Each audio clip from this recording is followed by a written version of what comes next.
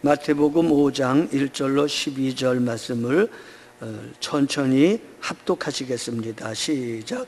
예수께서 무리를 보시고 산에 올라가 앉으시니 제자들이 나온지라 입을 열어 가르쳐 이르시되 심령이 가난한 자는 복이 있나니 천국이 그들의 것이며 애통하는 자는 복이 있나니 그들은 위로를 받을 것이며 온유한 자는 복이 있나니 그들이 땅을 기업으로 받을 것이며 의에 줄이고 목마른 자는 복이 있나니 그들이 배부를 것이며 긍휼히 여기는 자는 복이 있나니 그들이 긍휼히 여김을 받을 것이며 마음이 청결한 자는 복이 있나니 그들이 하나님을 볼 것이며 화평하게 하는 자는 복이 있나니 그들이 하나님의 아들이라 일컬음을 받을 것이며 의를 위하여 박해를 받는 자는 복이 있나니 천국이 그들의 것임이라.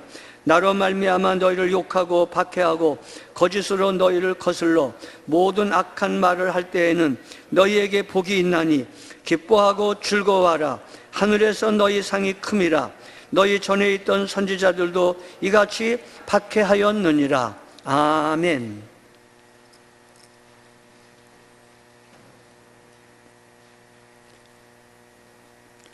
신앙생활에 있어서 본질적인 것은 명목이나 어떤 표면적인 것보다 더 중요한 것은 일상에서, 삶에서 우러나는 것이어야 합니다. 오해를 하지 마시고 들으셔야 되는데, 우리가 시간을 내어서 전도하는 건 대단히 중요한 겁니다. 우리 교회 금요일날 오후 2시 저희끼리를 만나서 하나님 앞에 과격하게 헌금 드리는 거, 그거 참 좋은 일입니다. 과격한 감사 괜찮습니다. 또 새벽기도를 열심히 나오고 성경을 많이 읽고 이런 어떤 항목에 대해서 열심히 하는 거 참 좋은 일이고 권면할 만한 일입니다. 그런데 여러분, 그런 것들이 여러분의 일상의 삶에서 신자답게 사는 일을 대신하면 안 됩니다. 일상의 삶 속에서 신자답게 가족끼리도 사랑하며 섬기며 일상의 삶 속에서 직장 생활에 그리스도인답게 사는 일상의 삶을 태만히하고 게을리하고 나는 전도를 많이 했어, 난 헌금을 과격하게 드렸어 하는 것으로 일상에서 신자답게 살지 못하는 일을 보충하려고 하거나 대신하려고 하는 유혹은 참 심각한 유혹입니다. 그 모든 항목이나 모든 헌신적인 충성과 열심은 다 필요합니다. 그런데 그것과 함께 여러분이 가정 안에서, 일상의 직장에서, 모든 사람과의 관계 속에서 신자다운 모든 영역에서의 일상 삶이 따라야 됩니다. 일상의 삶은 없고 졸렬하고 아주 빈약하며 이런 종교 행위만은 내가 잘한다는 것으로 이것의 빈약함을 대신하려고 하는 것은 아주 큰 시험이고 큰 문제입니다. 바라건대는 여러분, 이렇게 주님 앞에 예배드리거나 기도하거나 전도하거나 이 모든 일이 열심인 것 이상으로 여러분의 아버지 역할, 어머니 역할, 자녀 역할, 직장의 사원의 역할, 모든 여러분의 일상의 삶 속에서 신자다움의 열매를 드러내므로 여러분이 그리스도인임을 여러분의 삶의 주변 사람들이 자연스럽게 알게 되는 은혜가 더하시기를 축복합니다. 그래서 오늘 말씀의 제목은 삶으로 드리는 감사의 열매입니다. 우리가 이렇게 예배를 드리고 추수감사 헌금을 드리는 건 귀한 일입니다. 그러나 더 귀한 일은 그 감사하는 마음이, 그 하나님을 향한 뜨거운 감격과 사랑의 마음이 여러분 마음속에, 일상 속에 퍼져나가고, 그리고 삶 속에서 만나는 모든 사람들에게 그 감사하고 은혜 받은 감격과 사랑의 섬김이 퍼져나갈 때에 온전하게 됩니다. 저는 이 산상설교를 시작으로 마태복음을 강해를 했습니다. 제가 첫 번째 목회했던 강화교동지석교회에서 배아무개라고 하는 권사님과 갈등이 있었습니다. 무슨 공사를 하는데 공사헌금 조금 헌신하자고 그렇게 해서 여러 사람이 헌신을 해가지고 조그마한 교회 옆에 화장실 공사를 했습니다. 근데 임원회 때 그 어른이 손을 들고 하시는 말씀이, 예배당 그저 공사하는데, 화장실 공사하는데 왜 그 돈을 내라고 그러냐는 식으로 뭔가를 말씀을 하는 거예요.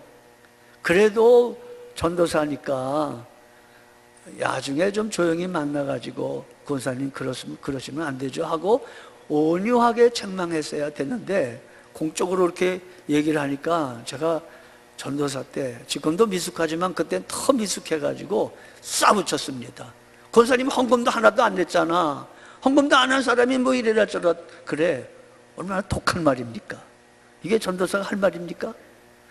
그러니까 그 양반이 얼굴이 벌개지고 그냥, 오해 마세요. 제가 그 백원사님하고 제가 거기서 떠날 때 제가 어떤 분을 목회자로 소개를 했는데, 그 백원사님이 저하고 사이가 좋아져서 중매쟁이 보고 딸 주랬다고 우리 목사님이 소개하니까 받읍시다, 그렇게 끝은 잘 났어요.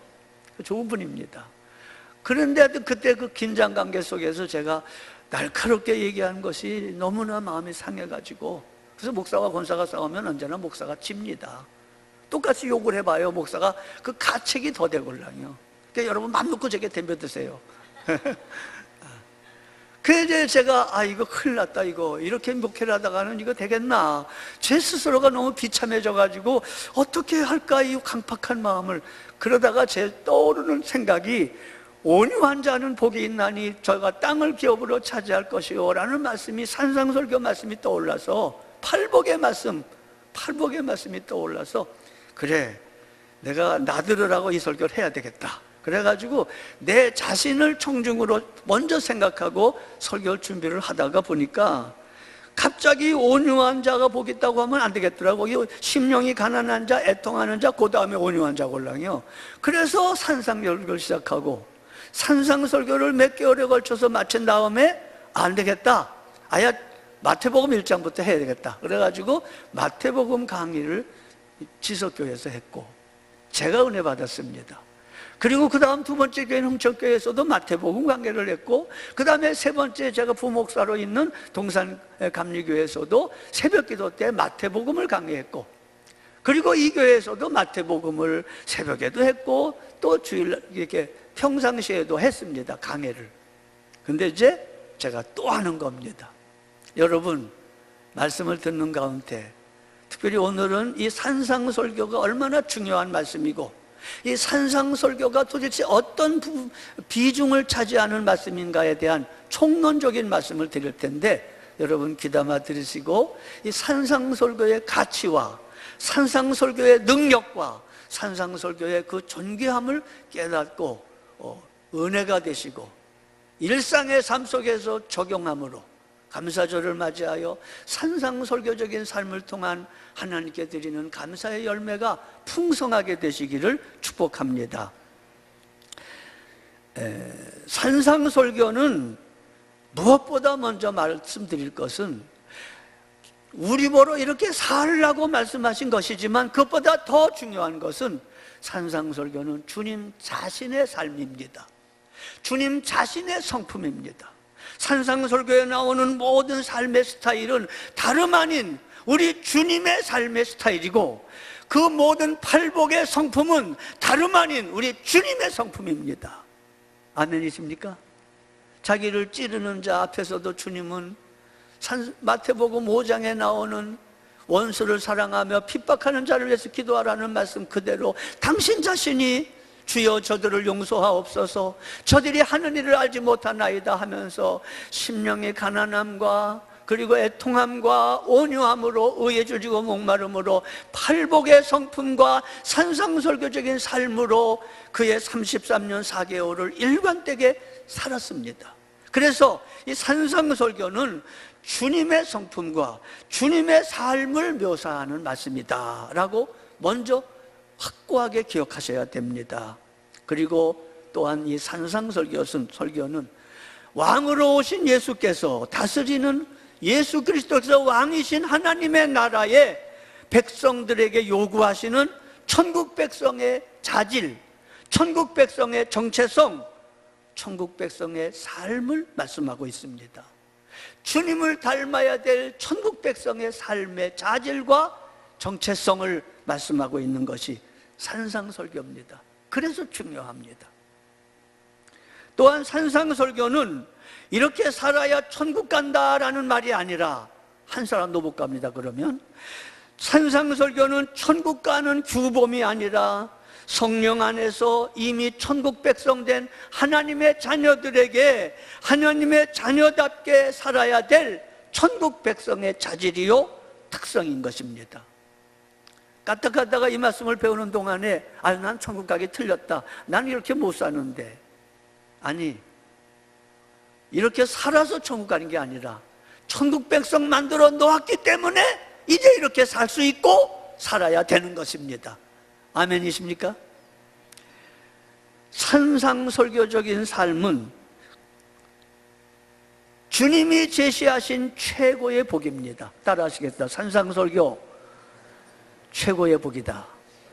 산상설교적인 삶이야말로 주님이 약속하시는 최고의 복입니다. 말로 아멘하기 쉬워도 이제부터 본문으로 들어가면요, 다음 주일부터 심령이 가난한 자가 복이 있다고요? 우리는 그렇지 않아요. 부자가 복이 있다고 그러잖아요. 우리는 누가복음에는 심령이란 말을 뺐습니다. 가난한 자가 복이 있다고 그럽니다. 왜? 가난해야 하나님을 찾아요. 부자가 될 때 다는 아니지만 많은 경우 타락합니다. 기독교적인 복음은 세상과 너무 달라요. 근데 성경은 말합니다. 심령이 가난한 자가 복이 있다. 심령이 가난한 자가 복이 있다. 하나님의 나라가 저의 것이다. 그렇습니다. 여러분이 지금 다 동의가 안 될지라도 일단 산상설교 팔복의 말씀을 배우는 가운데 한번 억지로라도 이게 복이다 라고 말씀하신 걸 받아들이셔서 아멘 하고 받아들이면 그게 복인 것임을 살아가면서 깨닫게 되게 하실 줄로 믿습니다. 하나님의 자녀가 추구해야 될 기독교적 최고의 가치관과 복이 바로 산상설교 팔복에 기록되어 있는 것입니다. 그렇습니다. 이 산상설교적인 삶과 팔복의 성품은 모든 신자에게 요구하는 겁니다. 목사나 전도사나 특정한 그리스도인들에게만 요구하는 게 아니라 예수 믿은 지 10년 된 사람부터 열매를 맺었던 그게 아니라 이 팔복의 말씀 산상설교적인 삶은 예수를 믿고 구원받은 모든 신자에게 요구되는 겁니다. 예외가 없습니다. 나한테는 이게 예외야, 그렇지 않습니다. 모든 신자에게 모두 요구됩니다. 팔복 8가지 다 요구됩니다. 산상설교의 그 5장, 6장, 7장의 말씀 다 요구됩니다. 한 사람에게 다 요구하는 요구입니다. 모든 신자에게 해당되는 거요, 모두 해당되는 겁니다. 가령 나는 팔복 중에서 첫 번째, 두 번째는 자신 있는데 세 번째부터는 못해. 세 번째는 내가 안 하고 네가 해라. 분업으로 나눠 가질 수 없는 8가지 복이 다 내 것이 돼야 되고 산상설교적인 삶이 다 내게 해당돼야 되는 겁니다. 따라합시다. 산상설교적인 삶과 팔복의 성품은 모든 신자에게 모두 요구되는 거다. 모든 신자에게 요구되는 것이고 예외 없이. 그리고 8가지 항목, 그 모든 절절의 말씀 전부 다 요구되는 겁니다. 이 중에 어느 걸 빼서는 안 됩니다. 그렇습니다. 그리고 또한 중요한 말씀은 이 산상설교적인 삶과 팔복의 성품은 인간이 노력하고 애쓴다고 되는 게 아니라 전부가 생내적으로 날 때부터 가지고 나온 성품은 하나도 없고 날 때부터 가능한 삶은 아니고 인간에게는 없는 것이고 생내적인 것이 아니고 하늘에서부터 내려오는 천례적인 것, 즉 은혜의 결과인 것입니다. 예수를 믿기 전에 아무리 많이 노력하고 아무리 많이 돌을 닦아도 산상설교적인 수준에 도달할 수는 없습니다. 산상설교적인 삶은 거듭난 신자에게 성령이 역사하시고 예수 안에서 믿음으로 하나님의 도우심으로 말미암아 신자들 속에 이루어지는 것이지, 즉 천례적인 하나님의 은혜지 생례적인 게 아닙니다. 제가 첫 번째 교회에서 목회할 때 이름이 좋아요. 서순종 장로님. 제가 유일하게 장로님 세운 분인데, 아직까지 제가 스스로 생각하기를 서서 순종하는 분, 이렇게 생각합니다. 얼마나 성품이 좋은지 몰라요. 얼마나 성품이 좋은지. 강화 교동말로 그러시교, 그러시교, 뭐든지 그러시교, 그렇게 하시죠, 그렇게 하시죠는 말이에요. 그분은 그의 그러시교가 아주 별명입니다. 그러시교 권사, 그러시교 장로. 아, 그러시교. 근데 여러분, 그분이 예수 안 믿을 때도 성품이 좋았다니까요. 근데 또 권사님 한 분이 계시는데, 한용숙 권사님 분이 계시는데, 이 권사님은 눈 하나가 인생의 역정에서 눈 하나가 안 보이고 외상으로 말미암아 못 보는 분입니다. 성격이 괄괄한 분입니다. 급할 때 막 욕이 나오면 뭐 앞뒤 안 가리고 욕도 나오는, 내 앞에서 한 번도 욕을 안 했는데 그 동네 사람들이 무서운 권사라고, 독한 분이라고, 성격이 까칠한 분입니다. 그런데 제가 이제까지 목회하면서 가장 기억에 남는 권사님 중에 한 분입니다. 그렇게 기도 많이 하고, 아들 상호라는 애가 있는데 그 아프면 엄마가 먼저 기도해주고 안수해주고, 안 되면 그 남장희 집사님, 나중에 그 집사님을 장로님으로 세우도록 그렇게 제가 떠난 다음에 됐다고 그런 말 들었습니다. 그 남편한테 아들을 위해서 기도해달라고 그러고, 그렇게 안 될 때 이제 새벽 기도 때 데리고 나옵니다. 아주 명확한 분입니다. 권위를 알고, 자기가 기도해줘 안 되면 남편이 안 되면 이제 주의 종이 기도해야 된다, 그렇게 해가지고 아주 철저하게 믿음으로 살았던 분입니다. 그러니까 성격이 원래 태생적으로는 까칠한데 믿음으로 말미암아 단련되어진 성품과 서순정 장로님 모양 원래 좋은 사람이 성령으로 된 것인지 날 때부터 된 것인지 구별이 안 되는 거, 여러분 어느 게 더 가치 있는 것입니까? 서순정 장로님 날 때부터 이렇게 원래 유순하게 태어난 사람은 속기 쉬워요. 하나님의 성령과 은혜 안에서 다루어진 성품이 아니라 태어날 때부터 좋은 성품이라, 그런 사람은 결국 어느 때는 그게 나타납니다. 그런데 성령 안에서 맺어진 성품이야말로 하나님 나라의 그게 거룩함이 되는 겁니다. 제가 이런 말씀을 드리는 이유는 이 산상설교적인 삶과 팔복의 성품은 하나도 날 때부터 가지고 나온 게 아니라 다 예수 믿고 구원받아 하나님의 성령과 말씀과 삶의 환경 속에서 다루심을 받아 맺혀진 은혜의 결과라는 사실입니다. 그걸 기억하셔야 됩니다. 그래서 혹시 여러분 중에 성품이 기가 막히게 좋은 사람, 그래서 사람들이 일반적으로 말하기를 저 사람은 법이 필요 없어, 기독교적인 말하면 저 사람은 복음도 필요 없어, 그냥 죽어도 천당 갈 거야, 이게 위험한 겁니다. 이거 정말 위험한 말입니다. 우리가 착한 행실로 구원받는 게 아니라 예수 그리스도를 믿음으로 구원받는 일에 있어서 태생적으로 성품이 좋은 사람은 매우 복음과 가까워지기가 어렵습니다. 산상설교적인 성품은 생례적인 것이 아니고 천례적인 것이다. 즉 다 하나님의 은혜로 된 것이다. 지금 제가 서론적으로 8개의 팔복의 말씀과 그 이후에 전개되는 산상설교적인 삶의 서론 부분을 강령적으로 말하고 있는 것입니다. 성품으로 되는 것이 아니고 하나님의 은혜로 되는 것임을 성경은 많이 말하고 있습니다. 가령 고린도전서 1장 30절에 보면 너희는 하나님께로부터 나서 그리스도 예수 안에 있고 예수는 하나님께로부터 나와서 너희의 지혜와 의로움과 거룩함과 구속함이 되셨나니 이는 아무도 주님 앞에 자랑하지 못하게 하려 함이라. 이게 무슨 말입니까? 이 산상설교적인 삶과 팔복의 성품은 예수 안에서만 이루어지는 것입니다. 예수 안에서만. 예수님이 내 속에 들어오셔서 예수님 죽을 때 나도 죽고 예수 살아계실 때 나도 예수님이 성령으로 살아계셔서 내 안에 모든 것에 모든 것이 되셔서 팔복의 그 속성, 심령이 가난함이 바로 예수님이 내 안에서 심령의 가난함이 되시고, 바로 예수님이 내 안에서 애통함이 되시고, 예수님이 내 안에서 온유가 되시고, 예수님이 내 안에서 의에 줄이고 목마름이 되시고, 청결함이 되시고 화평함이 되시고, 의 때문에 핍박을 받으면서도 기뻐하고 감사할 수 있는 능력이 예수님 안에서만 주어지는 거라는 겁니다. 은혜라는 겁니다. 내가 그리스도와 함께 십자가에 못 박혔나니 그런즉 이제는 내가 산 것이 아니요 오직 내 안에 그리스도께서 사시는 모습으로 산상설교적인 삶과 팔복의 성품이 나타나게 되는 거라는 겁니다. 그렇습니다. 산상설교적인 삶은, 이 산상설교가 새 언약의 핵심입니다. 자, 저를 잘 보세요.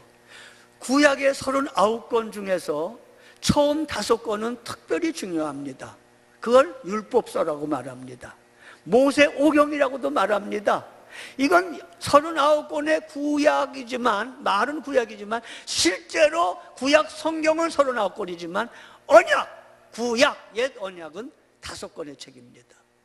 그리고 이 5권의 창세기, 출애굽기, 레위기, 민수기, 신명기 5권의 언약책 속에서도 특별히 신명기 말씀이 언약 내용입니다. 레위기와 신명기가 바로 언약서입니다. 레위기는 원본이고 신명기는 그것을 증보하여 모세가 마지막에 다듬은 겁니다. 그래서 이 구약 자체는 레위기와 신명기로 말하자면 좀 더 자세히 들어가면 신명기 5장과 6장에 나오는 내용이 언약의 핵심입니다. 신명기 5장에 십계명이 나오고 6장에 들으라 이스라엘아 마음과 뜻과 힘을 다하여 주 하나님을 사랑하라, 그 금과 옥조 같은 핵심 말씀이 나오는 겁니다. 이게 구약의 구조입니다. 신약은 27권입니다. 27권 중에서 마치 구약의 39권 중에서 처음에 모세오경이 중요한 것처럼, 다 중요하지만 특별히 중요한 것처럼, 신약의 27권 중에서 다 중요하지만 어느 한 권이라도 제가 중요하지 않다고 말하는 건 아닙니다. 신약의 27권 중에서 특별히 중요한 부분이 마태, 마가, 누가, 요한, 사복음서입니다. 그리고 마태, 마가, 누가, 요한 복음이 마치 구약으로 말하면 모세오경과 같이 중요한 겁니다. 예수님에 관하여 신약의 완성자 예수님에 대하여 정확하게 말한 것이고, 나머지 부분은 그 복음이 어떻게 전파되며 어떻게 해석되며 어떻게 적용되는가의 이야기가 신약의 나머지 이야기들입니다. 구약과 관계가 똑같습니다. 그런데 마태, 마가, 누가, 요한, 사복음 중에서도 마치 구약의 신명기 5장과 6장에 해당하는 부분이 바로 산상설교입니다. 바로 산상설교입니다. 신명기 5장과 6장에 해당하는 부분, 그게 구약의 핵심이걸랑요. 근데 그 구약을 예수님께서 마태복음 5장에 옛사람이 살인하지 말라 하였거니와 나는 너에게 말하노니 하면서 완전하게 해석했습니다.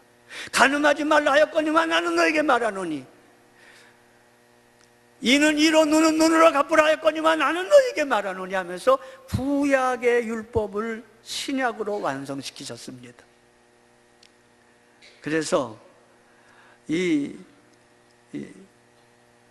참 중요한 말입니다. 그래서 우리가 오늘 오후에도 옛날에 신명기를 낭독했던 것처럼 오늘 신약의 핵심인 산상설교를 낭독하는 겁니다.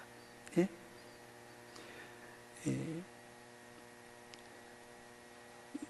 우리가 에레미야를 읽을 때 에레미야 31장 31절에 새 언약에 대한 말씀을 했습니다.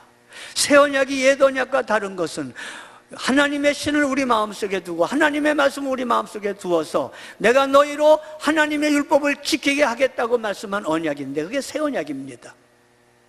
그리고 예수께서 오셔서 죽고 부활하심으로 성령이 우리에게 임하셔서 우리 속에서 하나님의 언약을 이루시는 그게 새 언약인 것입니다. 예수님은 구약의 율법의 완성자입니다. 레위기 신명기의 완성자입니다. 예수님은 구약의 예언의 성취자입니다. 17권의 예언서가 예수님에게 이루어집니다. 예수님도 여러 번 구약 성경을 율법과 선지자라고 표현하셨습니다. 예수님이 입에서 율법과 선지자라고 말하는 것은 구약 전체를 가리키는 말입니다. 예수님 변화산에서 변화됐을 때에도 율법의 대표 모세, 선지자의 대표 엘리야가 예수님과 함께 얘기했다고 되어 있습니다.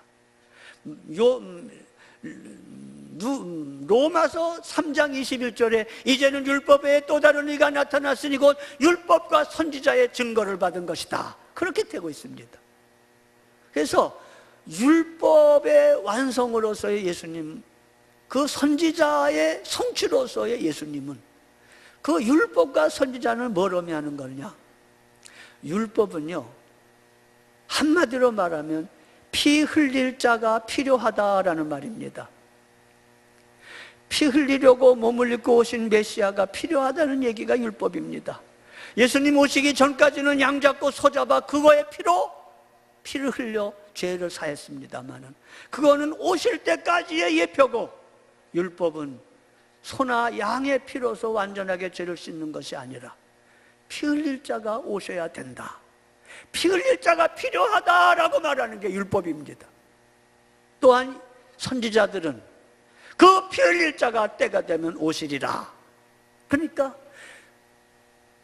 구약과 신약 전체의 내용이 피 흘릴 자 예수의 입장으로 보면 전체로 풀릴 수 있습니다. 율법은 피 흘릴 자가 필요하다, 양과 소의 피만은 아니고 그건 임시고 피 흘릴 자 메시아가 필요하다. 또한 예언자들은 그 피 흘릴 자 메시아가 오실 거다. 그게 율법과 선지자 곧 구약의 핵심입니다. 그리고 신약은 피 흘릴 자가 오셔서 복음서에서 그분이 어떻게 말씀하셨고 어떻게 사셨고 어떻게 죽으셨고 어떻게 부활하셨는가를 말씀하시므로 피 흘릴 자가 오셔서 구약을 완성시키고 예언서를 완성시키는 말씀이 신약에 기록된 것입니다. 그렇습니다. 이 산상설교적인 삶은 또한 중요한 것은 세상과는 반대라는 겁니다. 오늘 본문 읽은 것만 봐도 여러분이 마음에 들어하는 건 하나도 없습니다. 심령이 가난한 자가 복이 있다고요? 아니요, 우리는 곧 죽어도 부자 되기를 원합니다. 저부터도. 가난한 거 싫습니다. 심령이 가난한 것도 싫고 육신적으로 가난한 것도 더 싫고 마태복음도 싫고 누가복음도 싫고, 누가복음은 심령이라는 말을 뺐어요. 그냥 가난한 자라고 말해요. 우리의 본성과 반대되는 말입니다. 애통하는 자, 우리는 애통하는 거 싫습니다. 웃는 거 좋아하고 가가대소하고 모든 사람과 함께 즐겁고 재미나게 사는 거 좋아합니다. 온유한 자, 우리는 온유한 거 싫습니다. 짓밟고 올라서서 성취하고 강하고 성공하고 형통하고 모든 사람 위에 군림하는 걸 좋아합니다. 의에 줄이고 목말라? 아니요, 우리는 의에 줄이고 이 수많은 사람들 명동의 종로바닥에 다니면서 물어보세요. 의에 줄여서 바쁘게 움직이는 사람이 몇 명이나 되나? 아마 한 명도 찾기 힘들 겁니다. 다 자기의 목적과 자기의 욕망과 자기의 부와 영광을 얻으려고 바쁘게 움직이지, 의에 줄여서 의가 목마른 것처럼 목마르고 의가 배고픈 것처럼 배고파서 헤매는 사람이 도대체 몇 명이 됩니까? 예? 화평케 하는 거요? 마음이 청결한 거요? 다 우리가 싫어하는 것들입니다. 그렇게 살면 안 됩니다. 너무 깨끗하면 물고기도 안 산다고 그러면서 우리는 적당하게 산다고 그럽니다. 근데 산상설교는 우리의 본성과 그리고 이 세상의 가치관과 항상 반대입니다. 그래서 여러분, 이 산상설교적 삶은 세상과 신자를 구별하는 시금석입니다. 모든 그리스도인 신자는 이 팔복과 산상설교적인 삶에 의해서 세상과 결별한 사람들입니다. 그래서 갈라디아 6장 14절에 그러나 내게는 우리 주 그리스도 예수 외에는, 십자가 외에는 결코 자랑할 것이 없으니 그리스도로 말미암아 세상이 나를 대하여 십자가에 못 박히고 내가 또한 세상에 대하여 그러하니라. 이게 바울의 말입니다. 근데 우리는 아직 이렇지 않습니다. 갈라디아 5장 24절에 보면 그리스도 예수의 사람은 육체와 함께 그 모든 정욕과 욕심을 십자가에 못 박았다, 그렇게 말하고 있습니다. 예, 세상과 신자의 다른 가치관입니다. 이 산상설교는 무엇을 기뻐하느냐로 차이가 납니다. 무엇을 기뻐하느냐, 무엇을 추구하고 무엇을 행동하느냐의 차이가 납니다. 세상과 어디에 소속되어 있느냐에 따라서 세상과 차이가 납니다. 산상설교적인 삶을 들이댈 때 신자와 세상은 정확하게 구별됩니다. 주님은 여러분과 제가 이 불가능해 보이는 산상설교적 삶을 살 수 있도록 하시려고 죽으시고 부활하셨습니다. 다른 방법으로는 안 되고, 여러분과 제가 산상설교적인 삶을, 그게 복이고 그게 영원한 복이고 그게 복음인 까닭에 여러분과 저를 산상설교적인 가치관과 산상설교적인 삶을 살 수 있는 자로 만드시려고 다른 방법으로 못하시고 하나님의 아들이 땅에 와서 죽으시고 부활하신 것입니다. 그래서 주 예수는 나의 주에 나의 오름 되시고 내 안에서 성령으로 살아 계시는 것입니다. 최선의 증거입니다. 디도서 2장 14절에 보면 그가 우리를 대신하여 자신을 주심은 모든 불법에서 우리를 속량하시고 우리를 깨끗하게 하사 선한 일을 열심히 하는 자기 백성이 되게 하려 하심이라. 이 선한 일을 열심히 하는 게 바로 산상설교적인 삶입니다. 이 선한 일에 열심히 하는 자기 백성으로 만드시려고 주님이 죽고 부활하셨다라고 말하는 겁니다. 그러므로 우리는 이것에 대해서 포기할 수 없습니다. 주님이 죽고 부활하시기까지 그 목적으로 이것을 위하여 그렇게 하셨다면 우리는 이 말씀을 포기할 수 없습니다. 산상설교적인 삶은 어떻게 가능한가? 이걸 마지막으로 말씀드리겠습니다. 도대체 어떻게 이 산상설교적인 삶을 살 수 있단 말인가?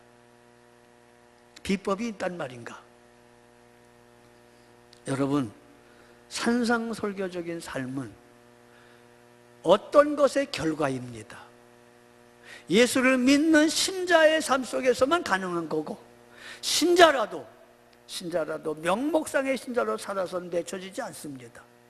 신자 속에서 맺혀지는데 하나님과 친밀한 관계를 유지하는 사람에게 저절로 맺혀지는 열매입니다. 저절로.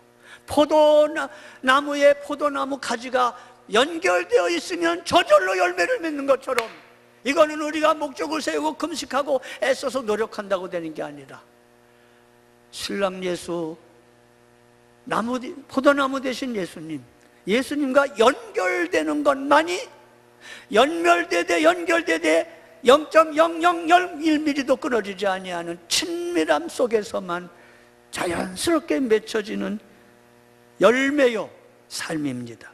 그렇습니다. 주 사귀어 살면 주 닮으리니 널 보는 이마다 주 생각하리. 그렇습니다. 여러분, 모두에 말씀드렸던 것처럼 주님이 정말 기뻐하시는 열매는 물론 여러분의 마음과 뜻과 정성을 다하여 연보를 넉넉하게 드리는 것도 참 주님이 기뻐하실 겁니다. 또 감사해서 열심히 그 복음을 전하는 거, 열심히 기도하는 거 다 좋은 겁니다. 그거 내가 조금 더 부정적으로 말하고 싶지 않습니다.